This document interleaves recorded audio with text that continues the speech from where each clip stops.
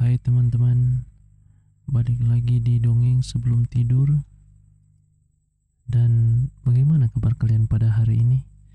Biarlah kalian tetap baik-baik saja ya. Karena itu pada malam hari ini saya akan membacakan lagi dongeng sebelum tidur. Dan semoga dongeng kali ini bisa membuat kalian tidur nyenyak. Oke, kita masuk pada dongeng yang pertama yang berjudul Monyet dan Kelinci. Awal cerita, pada suatu hari, terlihat di pinggir sungai ada seekor monyet dan seekor kelinci.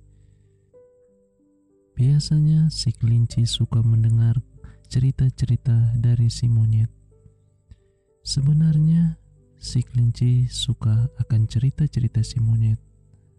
Akan tetapi si kelinci sedikit risih dan terganggu dengan cara kebiasaan buruk si monyet yang suka menggaruk-garuk. Hampir semua bagian tubuhnya ia garuk-garuk. Dan begitu pun sebaliknya. Si monyet pun suka apabila mengobrol dengan si kelinci. Akan tetapi si monyet pun merasa terganggu dengan kebiasaan buruk si kelinci yang suka mengendus-endus dan suka menggerakkan kupingnya ke sisi kanan dan ke sisi kiri. Dan pada akhirnya, si monyet pun memberanikan diri berkata dengan maksud menegur kepada si kelinci, "Hei kau kelinci, apakah kau bisa menghentikan kebiasaan burukmu itu?" Tegur si monyet kepada si kelinci. "Menghentikan apa, monyet?" Si kelinci balik bertanya. "Berhenti mengendus-endus, berhenti menggerak-gerak hidung, dan berhenti menggerak-gerak telingamu yang panjang itu, kelinci." "Betapa buruknya kebiasaan kau, kelinci," jawab si monyet. "Hei, kau monyet, kau hanya bisa menilai kebiasaan burukku saja. Bagaimana dengan kebiasaan burukmu? Di setiap kita lagi asing ngobrol, kau selalu saja menggaruk-garuk. Sungguh, sangat buruk kebiasaanmu itu, monyet," tegur si kelinci, membalas teguran si monyet tadi. "Kelinci, aku tidak bisa menghentikannya," kata si monyet. "Monyet, aku tidak selalu harus mengendus, menggerakkan telinga dan hidungku," kata si kelinci, membalas perkataan yang dilontarkan si monyet kepadanya tadi. Akhirnya mereka pun saling membalas pembicaraan itu. Dan si monyet pun karena tidak terima ditegur seperti itu oleh si kelinci, akhirnya si monyet pun menantang kelinci untuk bertanding. Si monyet meminta si kelinci mulai saat ini tidak boleh lagi mengendus-endus dan menggerak-gerakkan hidung dan telinganya. Dan si monyet pun sama, ia tidak akan lagi menggaruk-garuk lagi. Singkat cerita, keesokan harinya, mereka berdua pun kembali di pinggir sungai di tempat biasanya. Mereka berdua bertemu. Mereka berdua sedang menjalankan misi tantangan yang susah. Si monyet jangan menggaruk-garuk lagi. Begitupun si kelinci tidak boleh mengendus-endus atau menggerakkan hidung dan telinganya. Akhirnya sesuai dengan hasil keputusan janji mereka berdua, kelinci dan monyet pun hanya duduk terdiam saja. Si monyet tetap diam, tapi diam-diam sedang menahan ingin menggaruk, merasakan kulitnya yang sangat gatal. Ia ingin menggaruk dagunya, dan dengan kiri dan kanannya pun sangat terasa gatal. Akan tetapi si monyet tetap mencoba bertahan dan tetap terdiam. Begitupun halnya si kelinci. Ia sedang berusaha menahan kebiasaan buruknya. Sebenarnya ia ingin sekali mengendus-endus hidungnya, ingin sekali menggerakkan kupingnya. Tetapi Ia tetap terlihat duduk diam. Monyet, aku punya ide. Kita duduk diam di sini sudah sangat lama, dan aku pun sudah mulai bosan. Bagaimana kalau kita mengobrol dan bercerita untuk menghabiskan waktu? Kata si kelinci. Itu ide yang sangat bagus, kelinci. Silakan kau kelinci, bercerita terlebih dahulu, kata si monyet. Si kelinci pun mulai bercerita. Monyet, saat kemarin aku datang ke sini untuk menemuimu, aku mencium seperti ada singa di balik rerumputan. Oleh karena itu, aku pun mengendus-endus udara, tetapi singa itu tidak ada di sana. Tapi aku belum yakin di balik rumput itu tidak ada singa. Nah, untuk memastikannya, aku pun menggerakkan hidung berkali-kali, tapi tidak ada bau singa di sana. Kemudian, aku menggerak-gerakkan telingaku ke kiri dan ke kanan untuk mendengarkan, tetapi memang tidak ada singa di sana. Dan akhirnya aku pun yakin bahwa di balik rumput itu memang tidak ada singa.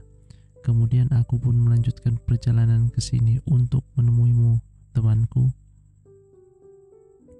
Si monyet pun mendengarkan cerita si kelinci itu, yang bercerita sambil menggerak-gerakkan hidung dan telinganya.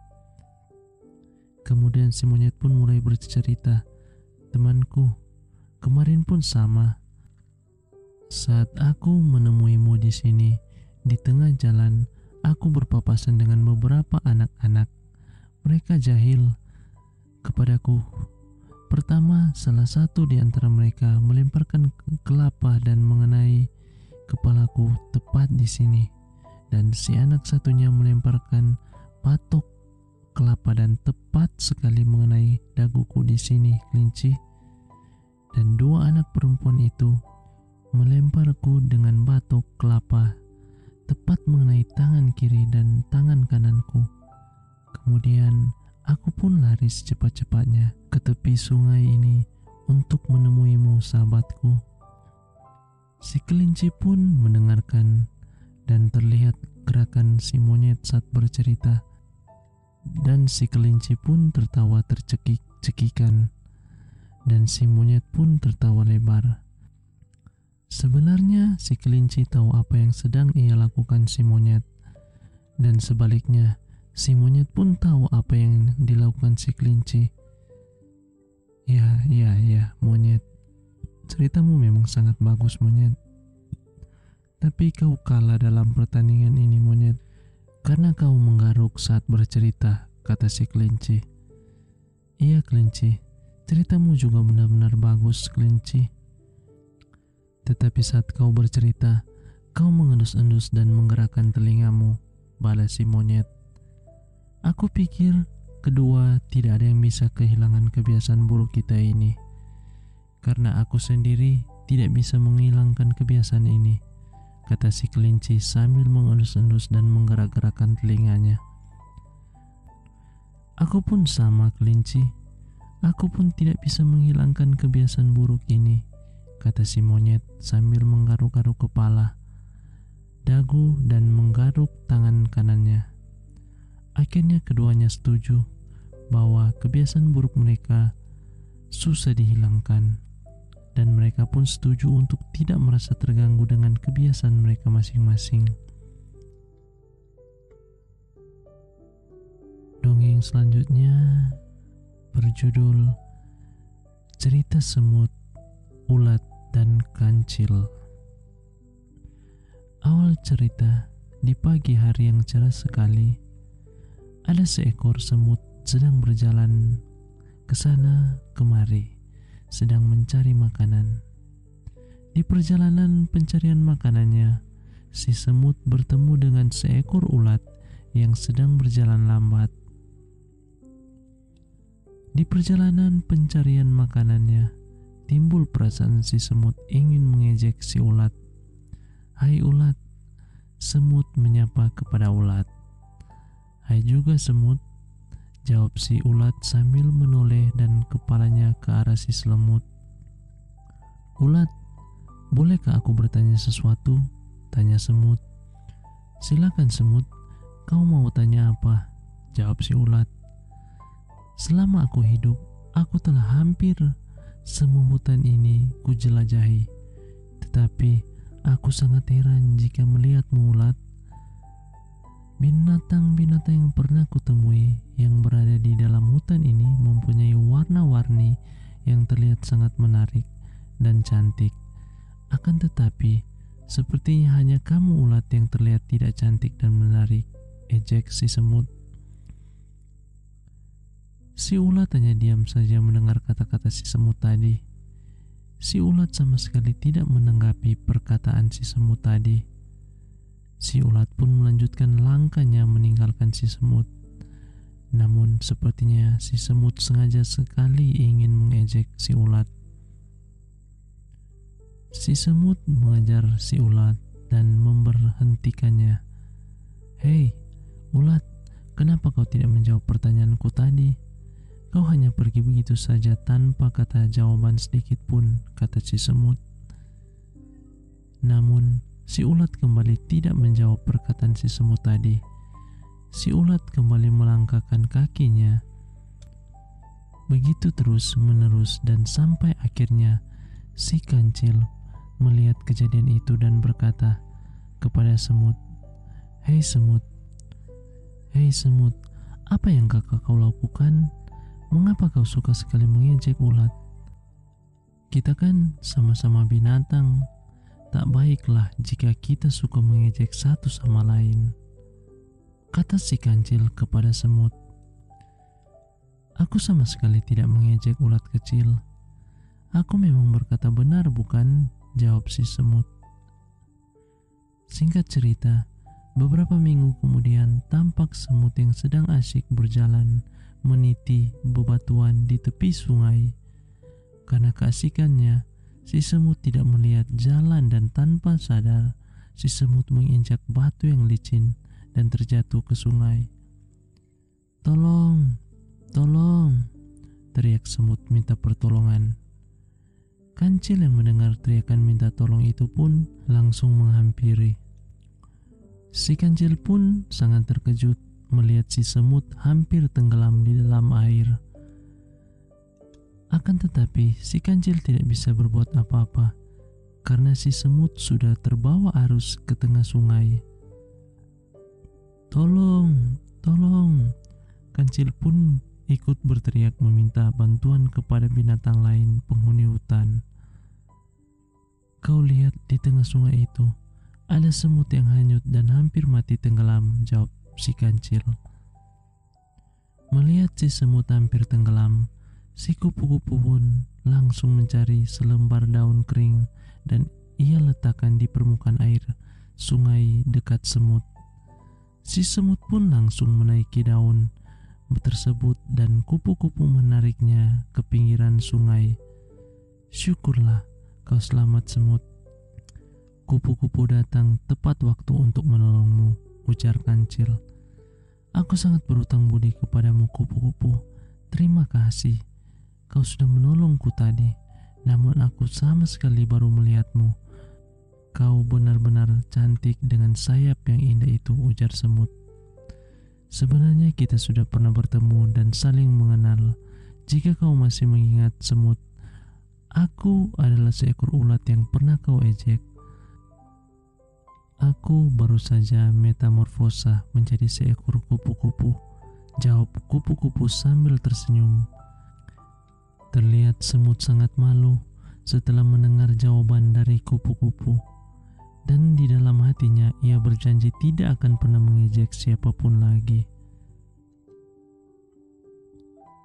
Kita masuk ke dongeng berikutnya yang berjudul Dongeng Bangau Tua yang Licik. Diceritakan dahulu kala, ada seekor bangau tua yang susah. Susah karena ia tidak dapat menangkap ikan secepat dulu lagi. Usianya telah menggerogoti kekuatan dan kegesitannya. Padahal telaga di manakah tempat ia tinggal banyak sekali ikan yang warna-warni. Si bangau yang sudah tua, lelah menjadi loyo dan lemah. Ia tidak dapat lagi menangkap ikan-ikan danau itu. Semenjak bangau itu berpikir, sepertinya aku harus menggunakan siasat. Dalam pikiran bangau tua itu, kemudian bangau tua itu pasang aksi di tepi telaga. Ia berdiri terpekur dengan wajah murung dan sedih. Walaupun ikan-ikan yang berenang di dekatnya sengaja tidak ia hiraukan, padahal seperti biasanya ia selalu mematuk atau memangsa ikan-ikan di dalam danau itu. Tiba-tiba seekor kodok menghampirinya dan bertanya, "Pak Bangau, mengapakah engkau kelihatan sedih sekali? Mengapa engkau tidak mencoba menangkapku?" "Tidak," kata bangau dengan sedih. "Aku sudah tua. Aku sudah cukup puas karena sudah banyak sekali ikan-ikan, kodok-kodok dan kepiting-kepiting yang kumakan dari telaga ini." "Loh, terus kenapa kok kelihatan engkau bersedih?" sahut si kodok. "Semuanya akan berakhir," kata bangau tua. "Ada apa kiranya bangau?" si kodok penasaran. Kembali si bangau berkata dengan sedih, "Kemarin aku telah mendengar rencana penduduk setempat. Rupanya mereka akan menggosongkan telaga ini dan akan menimbun dengan tanah untuk menanam buah dan sayuran." "Wah, itu gawat sekali," seru si kodok. "Iya, semua ikan-ikan, kodok, kepiting, dan hewan-hewan lainnya akan mati tertimbun oleh tanah. Lalu aku juga mungkin akan mati karena tidak dapat mencari makan lagi," ujar si bangau sedih dengan diiringi tetes air mata. Si kodok yang lincah berenang itu segera memberitahukan hal itu kepada penghuni telaga lainnya. Semua ikan, kodok, kepiting, dan hewan-hewan kecil lainnya ketakutan mendengar berita buruk itu. "Apa yang harus kita lakukan?" tanya mereka kepada sesamanya. "Mari kita menemui Pak Bangau. Ia lebih tua dan berpengalaman. Mungkin ia bisa membantu untuk menyelamatkan kita." Sambil menangis terseduh-seduh, semua penghuni telaga menghadap bangau tua. Mereka memohon, "Selamatkanlah kami. Kami tidak mau mati. Hanya engkau bangau yang tua yang dapat memikirkan rencana untuk menyelamatkan kami."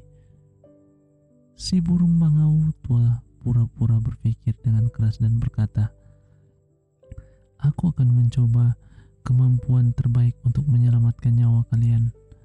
Aku tahu telaga lain juga cuma agak sedikit jauh dari sini. Bila kalian percaya kepadaku, aku akan membawamu dan semuanya ke sana."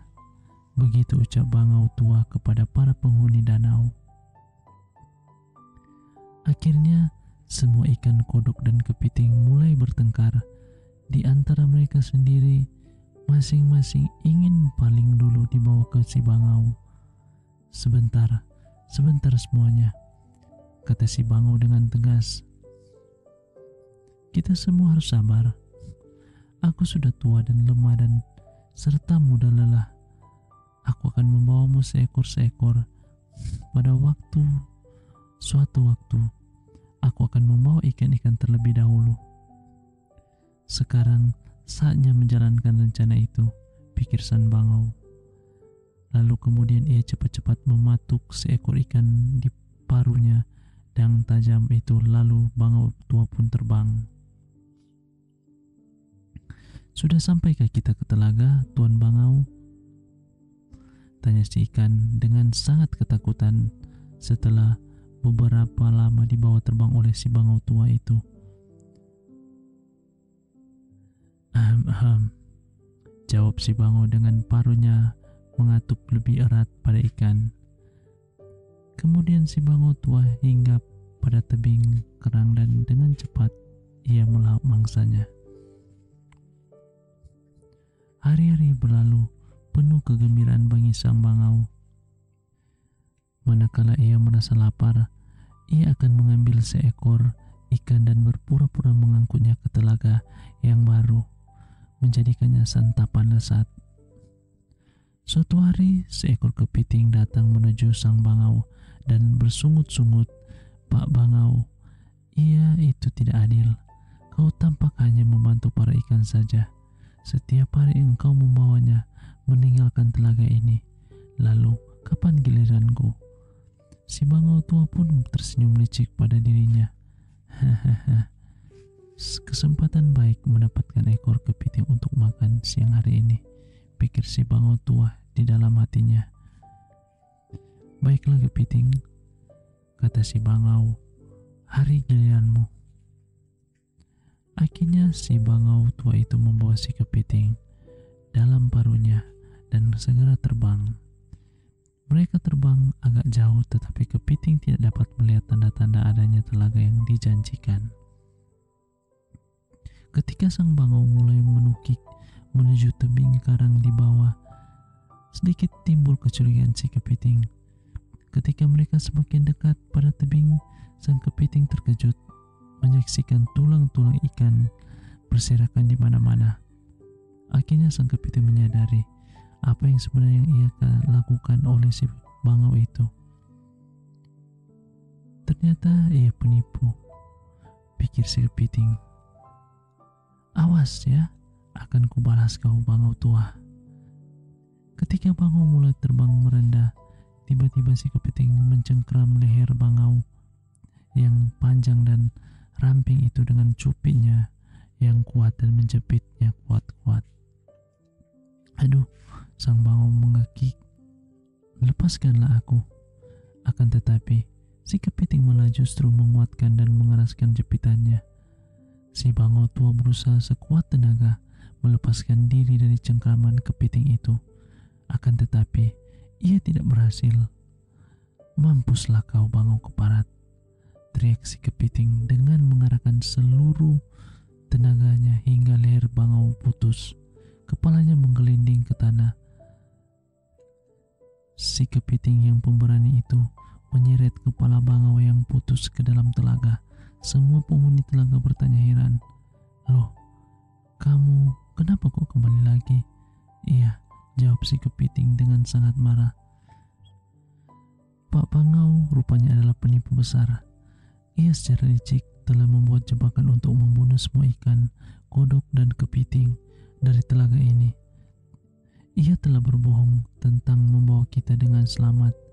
Ia hanya membawa kita satu persatu pada tebing karang yang tandus dan melahap kita.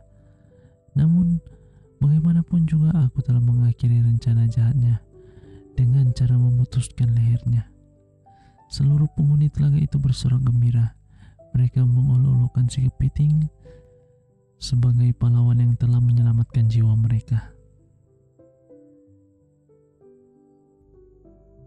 Kita masuk ke dongeng yang berikutnya yang berjudul Joko Kendil. Pada zaman dahulu kala, di suatu desa terpencil di Jawa Tengah, ada seorang janda miskin. Ia mempunyai seorang anak laki-laki yang bentuknya menyerupai periuk untuk menanak nasi. Di Jawa Tengah, periuk untuk menanak nasi itu disebut kendil. Karena anak laki-laki itu menyerupai kendil, maka ia dikenal dengan nama Joko Kendil. Meskipun anaknya seperti kendil, namun sang ibu tidak merasa malu maupun menyesali, bahkan sebaliknya, ia sangat menyayanginya dengan tulus. Ketika masih kecil, Joko Kendil seperti anak-anak seusianya. Ia sangat jenaka sehingga disenangi teman-temannya. Pada suatu hari, ada pesta perkawinan di dekat desanya. Diam-diam, Joko Kendil menyelinap ke dapur. "Aduh, ada kendil bagus sekali. Lebih baik untuk tempat kue dan buah-buahan," kata seorang ibu sambil memasukkan bermacam-macam kue dan buah ke dalam kendil itu. Ia tidak tahu bahwa kendil itu sebenarnya adalah manusia. Setelah terisi penuh, joko kendil perlahan-lahan menggelinding keluar. Kendil ajaib, teriak orang-orang yang melihat kejadian itu. Mereka berebutan memiliki kendil ajaib itu. Joko kendil pun semakin cepat menggelinding pulang ke rumah. Setibanya di rumah, Joko kendil langsung menemui ibunya. "Dari mana kau mendapatkan kue dan buah-buahan sebanyak ini?" tanya ibunya penuh keheranan. Joko kendil dengan jujur menceritakan apa yang dialaminya. Semuanya itu bukan hasil curian, melainkan pemberian ibu-ibu di dapur suatu pesta perkawinan. Menurut mereka, kendil yang indah itu lebih tepat untuk menyimpan kue dan buah-buahan daripada digunakan untuk menanak nasi. Tahun demi tahun, Joko kendil bertambah umur dan semakin dewasa. Namun tubuhnya tidak berubah, tetap seperti kendil. Pasti suatu hari Joko kendil menyampaikan keinginan untuk segera menikah. Tentu saja, ibunya bingung. Siapa yang mau menikah dengan anaknya yang berbentuk kendil? Ibunya semakin bingung ketika Joko kendil menyatakan katanya hanya mau menikah dengan putri raja. "Apa keinginanmu tidak keliru, anakku? Engkau anak yang miskin, bentuk tubuhmu seperti kendil. Mana mungkin putri raja mau menikah denganmu?" kata ibunya. Tapi Joko kendil tetap mendesak untuk segera melamar ke putri raja untuknya. Akhirnya pada hari yang ditentukan, Joko kendil dan ibunya menghadap raja. Sang raja mempunyai 3 orang putri yang cantik jelita. Ibu Joko kendil dengan hati-hati menyampaikan bahwa maksud kedatangan adalah untuk melamar salah satu seorang putri raja. Sang raja sangat terkejut, tetapi dengan bijaksana ia menyatakan jawabannya kepada ketiga putri itu. "Putriku, Dewi Kentil, Dewi Mawar, dan Dewi Melati. Adakah di antara kalian yang bersedia menerima lamaran Joko kendil?" "Ayahanda, saya tidak sudi menikah dengan anak desa yang miskin itu," jawab Dewi Kantil ketus. "Saya pun tidak mau menikah dengan makhluk aneh itu. Saya hanya mau menikah dengan putra mahkota yang tampan dan kaya raya," jawab Dewi Mawar dengan nada sombong. Sang raja pun mengalihkan pandangannya kepada Dewi Melati. "Ayahanda, mohon restui saya. Lamarannya saya terima dengan sepenuh hati," jawab Dewi Melati. Mendengar jawaban Dewi Melati mengagetkan itu, sang raja pun sejenak. Ia tidak mengerti apa yang mendorong Dewi Melati bersedia menjadi istri Joko kendil. Namun sebagai raja yang bijaksana, ia harus menepati janjinya. "Aku merestuimu, anakku," kata raja. Keputusan Dewi Melati ini langsung disampaikan kepada ibu Joko kendil. Akhirnya perkawinan Dewi Melati dan Joko kendil pun dilangsungkan dengan meriah. Joko kendil pun resmi menjadi suami Dewi Melati dan mereka hidup bahagia. Namun kebahagiaannya selalu terganggu dengan ejekan dan cemooh kedua kakaknya. "Lihat, suami Dewi Melati, jalannya menggelinding seperti bola," kata Dewi Kuntil kepada sengaja berbicara dengan keras agar terdengar oleh adiknya. "Wajahnya jelek, tubuhnya aneh, lebih tepat untuk tempat buang sampah," sambung Dewi Mawar. Semua ejekan itu diterima dengan tabah dan penuh kesabaran oleh Dewi Melati. Pada suatu hari, raja mengadakan perlombaan ketangkasan dan keterampilan menggunakan senjata sambil berkuda. Seluruh keluarga kerajaan menyaksikan lomba itu. Akan tetapi Joko kendil tidak terlihat di arena perlombaan karena sakit. Dewi Melati pun duduk sendirian. "Hore, hore!" teriak para penonton. membahana saat melihat para panglima dan pangeran dari berbagai negeri memperlihatkan keahliannya. Di tengah-tengah kemeriahan lomba ketangkasan, tiba-tiba penonton terpesona melihat kedatangan seorang kesatria tampan dan gagah perkasa yang sedang memasuki arena. Ia mengenakan pakaian kerajaan yang gemerlapan dan naik kuda tunggangan yang gagah perkasa pula. Dewi Kentil dan Dewi Mawar langsung terpesona hatinya dan berusaha menarik perhatian pangeran itu. Mata mereka termelirik Dewi Melati yang duduk termenung sendirian. Hanya kita yang pantas bersanding dengan pangeran tampan itu. Lihat, adik kita sedang termenung memikirkan kendil pujaannya, ejek Dewi Mawar sambil mencibir ke arah Dewi Melati.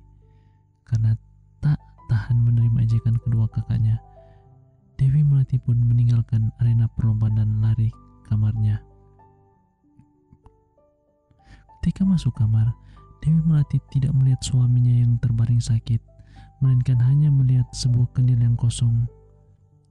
Kendil ini yang membuatku selalu dihina sehingga membuatku sedih.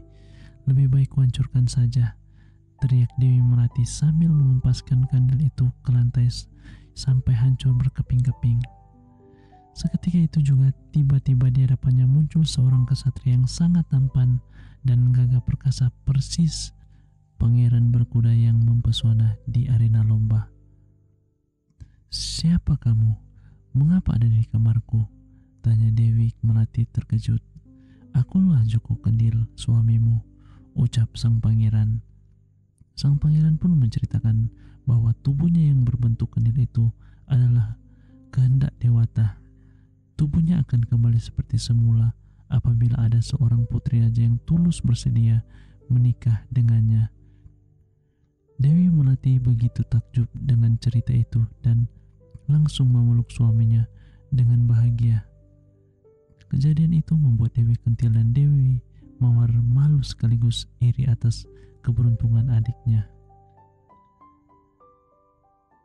Ya, oke, sampai di sini dulu. Biarlah kalian bisa enjoy dengan dongeng kali ini dan kalian bisa tidur nyenyak pada malam hari ini. Oke, nanti kita lanjutkan di video berikutnya. Selamat malam dan selamat tidur, mimpi indah. Dadah.